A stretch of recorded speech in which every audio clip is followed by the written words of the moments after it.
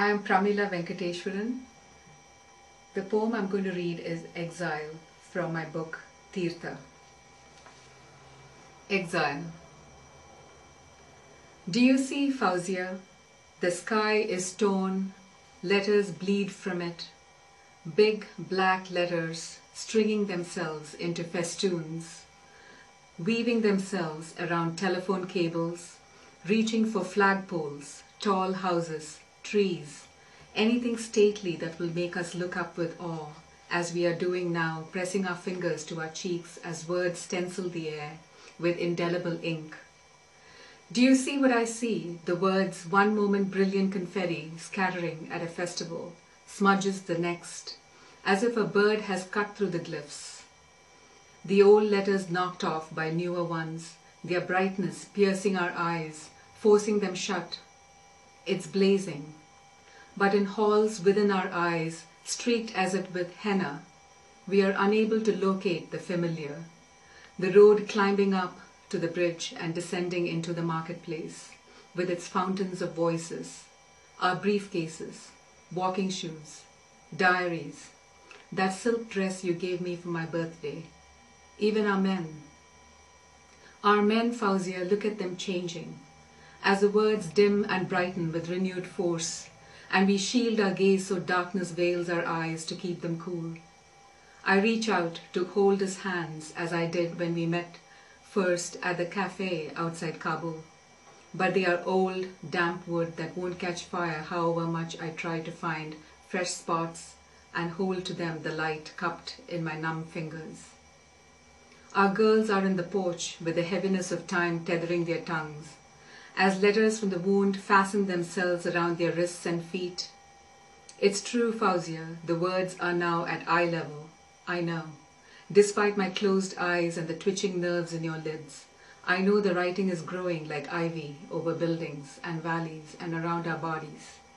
Our bodies, Fauzia, that have never felt the prick of cords except the needle for healing or the hurt of pleasure on the marriage bed, now are held fast with bands and bracelets of threats. Do you remember how we lay with abandon, eating fried plantains on my grandmother's couch, opposite a framed picture of two Russian soldiers in the mountains sitting by a fire lit by a peasant? Is the sun still riding the mountain's edge?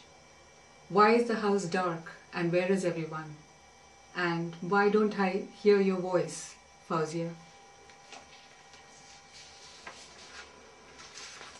The next poem I'm going to read is Draupadi's Dharma. It's from my unpublished manuscript called Fight.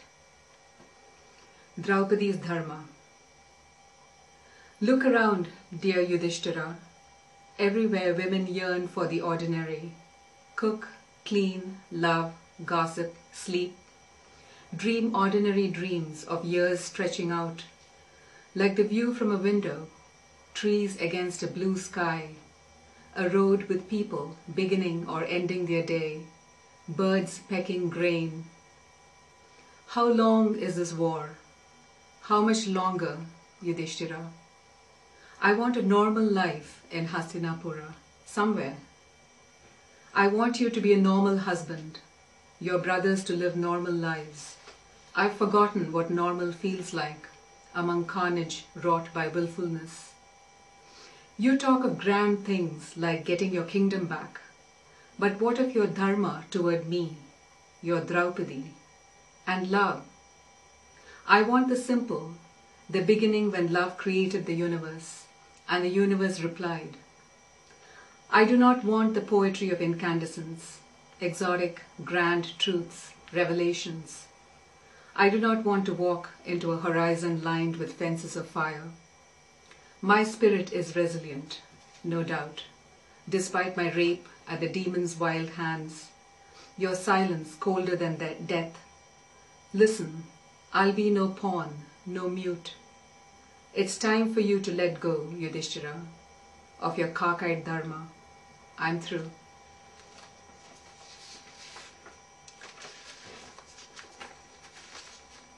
The next poem is Dhanurasana. It's from my unpublished manuscript on yoga.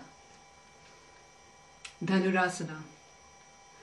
My head rising from darkness, tamas.